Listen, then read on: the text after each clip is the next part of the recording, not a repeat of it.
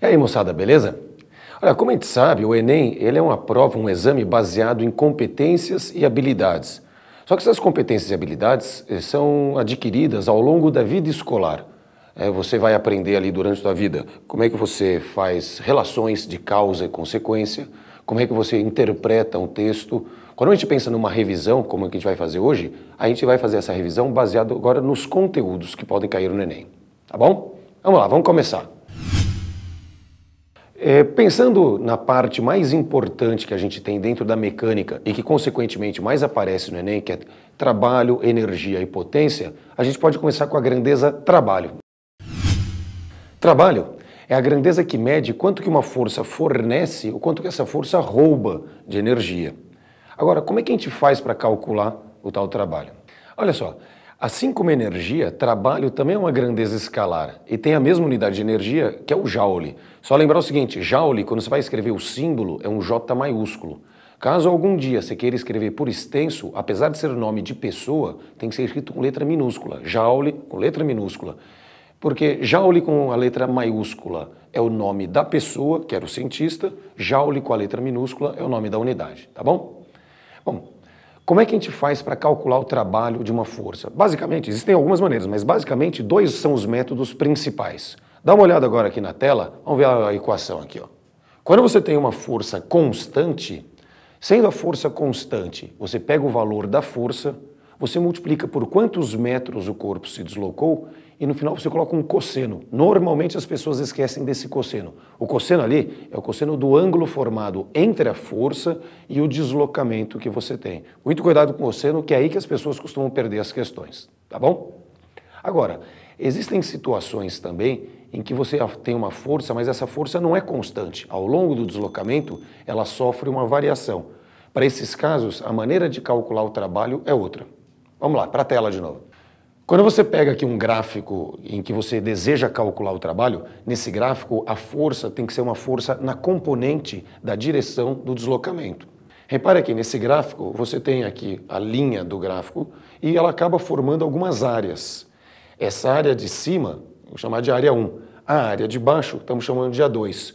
Quando o gráfico é da força em função da posição, para calcular o trabalho dessa força, você soma as áreas voltadas para cima e subtrai as áreas que estão voltadas para baixo. Olha aqui, ó, repare nessa equação essa letrinha N que está acima do igual. Esse N ele significa numericamente igual. Trabalho tem a unidade que é o joule. Área tem a unidade que é metro quadrado ou centímetro quadrado, qualquer unidade de superfície. As unidades não são idênticas, mas quando você pensa naquela propriedade das áreas, o trabalho coincide com o valor da área, mas coincide apenas numericamente, tá bom? Vamos adiante. Já falamos um pouquinho a respeito de trabalho. Vamos revisar também energia? Primeiro, alguns fatos conhecidos a respeito de energia. Energia não pode ser criada, energia não pode ser destruída. Como é que a gente fala então que energia é apenas transformada de uma em outra modalidade? Energia também é um conceito chamado de primitivo dentro da física, como outros conceitos também apresentam essa característica. Energia é chamada de conceito primitivo porque não apresenta uma definição que consiga reunir todas as características das várias modalidades de energia que a gente possui, tá? Na mecânica, você pode ter energia em basicamente dois casos. Primeiro caso, quando esse corpo ou partícula ele está em movimento. Ele estando em movimento, automaticamente você pode falar que ele está dotado de um tipo de energia que é chamada energia cinética. Vamos ali para a tela? Olha aqui, ó. Você tem aqui um corpinho cuja massa é m e esse corpo está se deslocando com a velocidade v. A chamada energia cinética ela é calculada por essa expressão, essa equação. Energia cinética é massa, a velocidade do corpo ao quadrado e dividida sobre 2, tá bom? Agora, além do caso em que o corpo tem uma certa velocidade, ele está em movimento e, portanto, tem energia cinética, tem uma outra situação, que é a situação chamada de energia potencial. Quando que um corpo tem energia potencial? Sempre que colocado numa determinada posição, esse corpo ele tem a capacidade, ele tem o potencial de adquirir movimento espontaneamente. Da mesma forma, vamos ali para a tela para comentar um pouquinho sobre as duas modalidades de energia potencial que a gente tem na mecânica. Vamos lá? Olha aqui, ó, a energia potencial gravitacional. Imagine que você pegue um objeto, retire esse objeto do chão e coloque a uma determinada altura. Você pode esperar 1 minuto, pode esperar 10 horas, o tempo que você quiser. A hora que você quiser, se você soltar esse objeto, ele espontaneamente ele tem a capacidade de cair, ele tem a capacidade, por exemplo, de retornar ao solo, porque ele está dotado de um certo tipo de energia. A energia potencial gravitacional, então, ela está associada a essa situação, em que um corpo colocado a uma certa altura, ele tem potencial de queda, ele tem potencial de se movimentar espontaneamente. Como é que a gente calcula? O corpo tem uma certa massa, que é a massa m. Esse corpo está colocado a uma certa altura em relação ao nível de referência, no caso o chão. E esse corpo está sujeito à aceleração da gravidade. A energia potencial é calculada multiplicando a massa do corpo, a aceleração da gravidade e a altura. Beleza? Bom, além da energia potencial gravitacional, pensando-se na mecânica, nós temos uma outra forma, outra modalidade, que é a chamada energia potencial elástica, que está associada à deformação de molas. Para entender melhor, vamos para a tela também, tá bom? Olha aqui, ó. Energia potencial elástica. Imagine que você tenha, inicialmente, essa primeira situação aqui, uma mola com seu tamanho natural. Ela não está nem esticada, nem comprimida. Ela está, como a gente chama, na posição relaxada dela. Num determinado momento, alguém pega esse corpo aqui, empurra esse corpo contra a mola, deformando. Nesse momento aqui, a mola agora está comprimida. X, indicado aqui na tela, X representa o tamanho, o quanto foi a deformação dessa mola. E nesse momento aqui, a mola, tentando retornar à posição inicial, ela aplica uma força nesse corpo. Essa é a chamada força elástica. A energia potencial elástica que fica armazenada nessa situação, ela é calculada assim. K, a constante elástica da mola. X, a deformação que foi criada nessa mola. Só que o X, cuidado, ele entra ao quadrado e dividido sobre 2. Aqui há um cuidado especial para se tomar, que é o seguinte. Energia potencial elástica é calculada como kx² sobre 2. Quando você quiser saber o valor da força elástica, a equação é parecida, mas não é a mesma coisa. A equação da força elástica é K vezes X, simplesmente. Tá bom? Vamos lá, vamos adiante.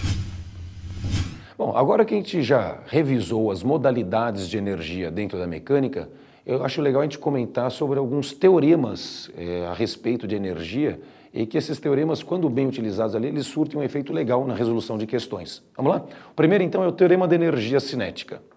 Dá uma olhada na tela. O teorema da energia cinética diz o seguinte: o trabalho da resultante das forças, ou como muita gente fala, o trabalho da força resultante, ele é igual a energia cinética final menos energia cinética inicial. Mas lembre que sempre que você fala alguma coisa final menos alguma coisa inicial, isso é chamado de variação. Variação que a gente representa pelo símbolo delta. Então, resumidamente, podia falar assim: o trabalho da força resultante é igual à variação da energia cinética. Um detalhe importante sobre esse teorema é o seguinte: o teorema da energia cinética, como ele trabalha, como ele mexe com a resultante das forças, resultante engloba todas as forças que você tem. Então esse é um teorema que, quando utilizado, ele engloba as forças tanto conservativas quanto as não conservativas. Em outras palavras, engloba todas as forças quando esse teorema é utilizado, tá bom? Bom, o próximo é o chamado teorema da energia potencial. Vamos para lá de novo. O teorema da energia potencial ele diz o seguinte: o trabalho das forças conservativas é igual a energia potencial inicial menos energia potencial final. Olha a diferença aqui, ó. Enquanto no teorema da energia cinética você fazia energia cinética final menos energia cinética inicial, agora está invertida a ordem. No teorema da energia potencial fica a energia potencial inicial menos final. Se final menos inicial é delta, inicial menos final é exatamente o delta, só que com o sinal invertido. Então é menos o delta, é menos a variação da energia potencial. Uma característica desse teorema aqui também é o seguinte: como ele é um teorema que fala das forças conservativas, ele não pode ser usado com qualquer força, não. Ele é usado para força peso, para força elástica e também para força elétrica, tá bom? Próximo teorema é o chamado teorema da energia mecânica. Mais uma vez, lá na tela. Olha aqui, ó, teorema da energia mecânica. O trabalho das forças não conservativas é igual a energia mecânica final menos energia mecânica inicial. Mais uma vez, é algo final menos algo inicial, eu posso representar como delta, a variação da energia mecânica. Lembrando, é lógico, que energia mecânica é a soma da energia cinética com a sua energia potencial. O que esse teorema tem também de especial? Como ele trabalha só com as forças não conservativas, você pode fazer um raciocínio de exclusão. Esse é um teorema que você pode usar para qualquer força que você quiser, menos para o peso, menos para a elástica e menos para a elétrica, que seriam as conservativas. Então, recordando, o teorema da energia mecânica, ele é usado só para as forças não conservativas, ou seja, todas, menos peso, elástica e elétrica, tá bom? Vamos falar um pouquinho agora sobre algo que aparece bastante em vestibulares e também no Enem, que são chamados sistemas conservativos. Primeiro, qual que é a definição? Sistema conservativo é um sistema no qual o trabalho das forças não conservativas é nulo. O trabalho das forças não conservativas é zero. Agora você fala, então quer dizer que num sistema do tipo conservativo eu não posso ter forças do tipo não conservativas? Por exemplo, num sistema do tipo conservativo eu não posso ter atrito, eu não posso ter resistência do ar? Bom, se for pensar na maioria das questões de provas, realmente você vai ter sistemas conservativos em que não atua o atrito, não atua a resistência do ar e outras forças aí chamadas de dissipativas. Agora, é possível você ter um exercício, uma situação em que tem atrito ou tem a resistência do ar e ainda assim o sistema é conservativo? Olha, com certeza, viu? Não é o mais comum, mas com certeza é possível. Vou te dar um exemplo. Pega uma mesa horizontal, coloca em cima dessa mesa um objeto. Aí você vai lá, aplica uma força nesse objeto e ele começa a se movimentar. Mas vamos supor que ele se movimente com velocidade constante. Bom, quando você aplicou essa força para frente, essa força realizou um trabalho, é o chamado trabalho motor, está fornecendo energia ao sistema. Só que, simultaneamente, tinha o atrito cinético atuando sobre esse corpo. O atrito cinético realizou o que a gente chama de trabalho resistente. É um trabalho com sinal negativo, roubando energia do sistema. Esse corpo, se movimentando com velocidade constante, ele não ganha, mas também não perde energia cinética. Estando uma altura que permanece constante em relação ao solo, ele também não ganha ou perde energia potencial. Qual é a consequência? Qual é, ou melhor, a conclusão que a gente pode tirar disso? Nessa situação aqui, toda a energia que foi fornecida pelo trabalho motor foi retirada pelo trabalho resistente, de forma que o trabalho total, o trabalho das forças não conservativas, a que você aplicou, e do atrito cinético, é um trabalho total que é zero. Como o trabalho das forças não conservativas é nulo, é um caso de sistema conservativo. É uma situação atípica, é verdade, não é comum nas provas, mas se algum examinador for um pouco mais exigente, pode falar alguma coisa a respeito disso, tá bom? Enquanto a definição de sistema conservativo é que o trabalho das forças não conservativas é zero, qual é, na verdade, a característica principal de um sistema conservativo? Qual é a consequência de um sistema ser conservativo? Vamos ver? Num sistema conservativo, você pode falar que a energia mecânica inicial é igual à energia mecânica final. Como as forças não conservativas, elas não realizam trabalho, ou o trabalho total delas é nulo, você não tem acréscimo nem decréscimo de energia mecânica. Então a energia mecânica que você tinha no início e a energia mecânica que você vai ter lá no final, elas vão ter valores absolutamente iguais. Isso significa dizer que você não tem transformações de energia? É evidente que não. Quando você pensa, por exemplo, que a energia mecânica inicial e a energia mecânica final vão ter valores iguais, isso significa que a soma da energia cinética no início com a energia potencial no início é igual à soma da energia cinética final com a energia potencial final. Então vamos imaginar uma situação simples, né? Você pega aqui, despreza a resistência do ar e você simplesmente solta um corpo, a chamada queda livre. Aqui no início, parado na minha mão, quando ele é abandonado, ele não tem velocidade, não tem energia cinética. Mas ele está aqui a uma certa altura em relação ao solo, então ele tem a chamada energia potencial gravitacional. À medida que esse corpo vai caindo, ele vai diminuindo, vai perdendo altura. Perdendo altura, perde energia potencial. Mas à medida que ele cai também, ele ganha velocidade e ganha energia cinética. Na verdade, não há ganho ou perda de energia, há transformação. Parte dessa energia potencial gravitacional vai transformando-se em energia cinética, de forma que quando o cara chega lá no final, próximo de tocar o solo, toda a energia que inicialmente era gravitacional transformou-se em cinética. Então, num sistema conservativo, a energia mecânica permanece constante, a energia mecânica inicial e a final que você vai ter, ela permanece a mesma, constante. Mas a modalidade de energia envolvida, seja cinética ou potencial, essa pode ser transformada. Tudo bem? Bom, para a gente continuar, vamos falar aqui daquilo que complementa o assunto trabalho e energia, que é potência. Algo que a gente estuda na mecânica, mas vale para termologia, vale para eletricidade, vale para qualquer ramo da física. Bom, Bom, potência, ela é a grandeza que mede a rapidez com que você consegue fazer uma determinada transformação de energia. Eu vou mostrar para vocês a equação, que aí fica mais claro de entender. Quer ver? Vamos lá para a tela.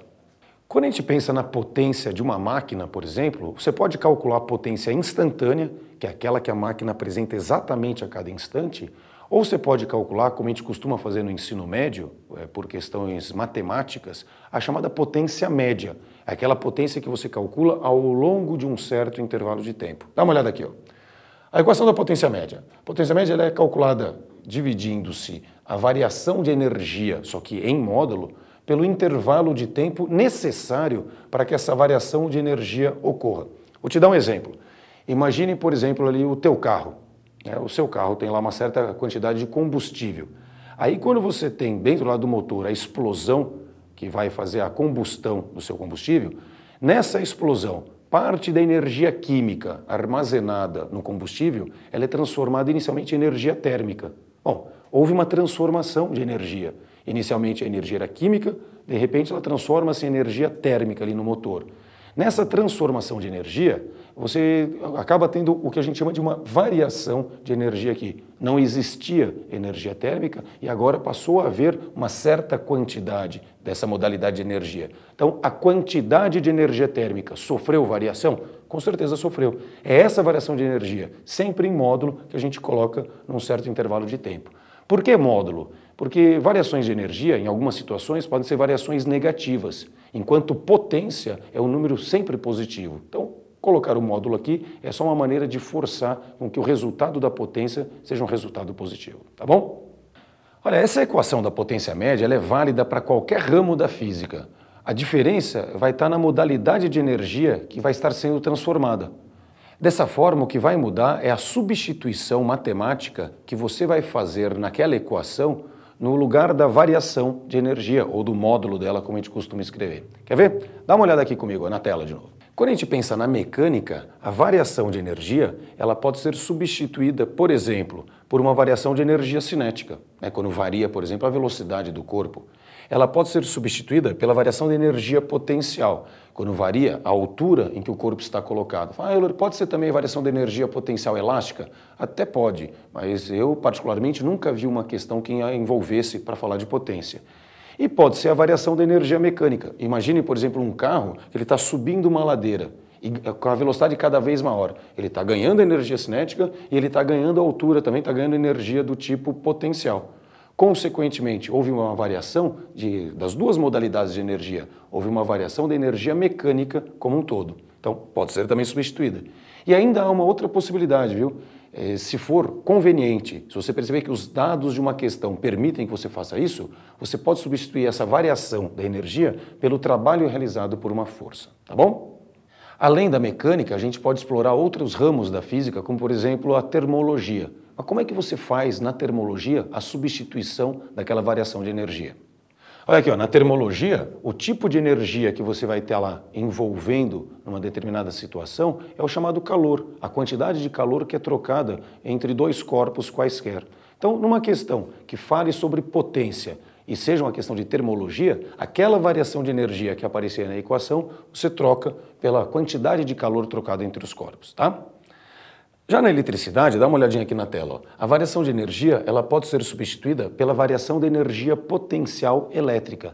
Assim como na mecânica tem energia potencial gravitacional e energia potencial elástica, na eletricidade nós temos a energia potencial elétrica. Mas pode ser substituída também pelo trabalho de uma força. Só que é lógico, dentro da eletricidade, o trabalho da força elétrica. Beleza, é isso então? Vamos fazer um raciocínio que eu acho importante você conhecer para quando você trabalha com uma máquina qualquer. Mas eu vou pedir mais uma vez o auxílio aqui da tela para explicar para vocês. Quer ver? Olha só, imagine uma máquina qualquer, um sistema qualquer, e nessa máquina você tem aqui uma certa quantidade de energia total que essa máquina está recebendo. Depois de receber essa energia total, ocorrem transformações de energia e aí essa máquina utiliza uma parte da energia e uma parte é dissipada, normalmente dissipada na forma de calor. Então, pensando na energia e nas suas transformações, você pode associar isso aí também ao cálculo de potência, de forma que há uma potência total, dessa potência total, uma parte é útil e uma parte vai ser dissipada, né? Como é que você relaciona matematicamente essas coisas? Conforme a gente sabe, energia não pode ser criada, energia não pode ser destruída, apenas transformada. Então, a energia total que você tinha no começo, ela se transforma em parte útil, parte dissipada. Se não há perda de energia, evidentemente você vai ter que ter aqui uma igualdade entre a potência total e a soma das potências útil e dissipada. Então tá lá, matematicamente a equação que você escreve é essa, ó. Potência total é igual a potência útil mais a potência dissipada. Pensando-se em máquinas, há um outro elemento que a gente pode calcular para elas, que é o chamado rendimento da máquina, rendimento ou eficiência. Como é que a gente calcula? Dá uma olhada aqui, ó. O rendimento e eficiência é representado nessa equação por essa letrinha que é o Ni. Ele é igual à divisão entre a potência útil e a potência total. Aqui, na verdade, há uma característica que um aluno esperto pode utilizar, até para não esquecer essa equação ou para não errar de forma alguma. O rendimento de uma máquina é sempre menor ou, num caso hipotético, no máximo igual a 100%. Ué, como esse rendimento é sempre menor que 100%, é menor que 1, lógico que para dar uma resposta menor que 1 nessa equação, na parte de cima sempre estará o número menor e na parte de baixo sempre estará o número maior. Afinal, a potência total é sempre maior ou no máximo igual à potência que você consegue utilizar, a potência útil. Complementando essa parte de potência, a parte de energia, eu acho que é legal a gente fazer alguns comentários também a respeito de usinas, né? Vamos pensar um pouquinho aqui na usina hidrelétrica, que é aquela que tem maior relação com a mecânica. Como é que é o funcionamento básico de uma usina hidrelétrica? Uma massa de água armazenada a uma certa altura, isso faz com que você tenha ali armazenada também uma certa energia potencial gravitacional. Quando as comportas são abertas, essa água escorre, essa água desce e aí há uma transformação dessa energia potencial gravitacional em energia cinética. A água, dotada de energia cinética, ela faz com que se movimentem as turbinas da usina hidrelétrica ali. E nessa movimentação, você tem uma variação de fluxo magnético e, consequentemente, você vai ter ali uma força eletromotriz induzida. Nesse processo, então, transforma-se a energia cinética em energia elétrica. Essa energia elétrica ela é distribuída para as redes e aí a população tem acesso ali à energia que vai ser utilizada nas casas, nas indústrias e em todas as situações do nosso cotidiano. Então, quando você pensa numa usina do tipo hidrelétrica, você tem várias transformações de energia. E aí você pode calcular em cada uma dessas situações a potência total, a potência que é útil e é lógico, nesse processo todo você tem uma parte que é perdida, a potência dissipada. Beleza, pessoal?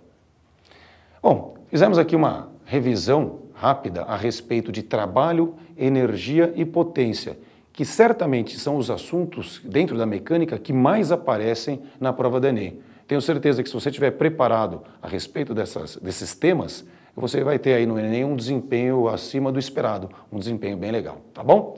Um abraço, até a próxima, tchau, tchau, tudo de bom para vocês.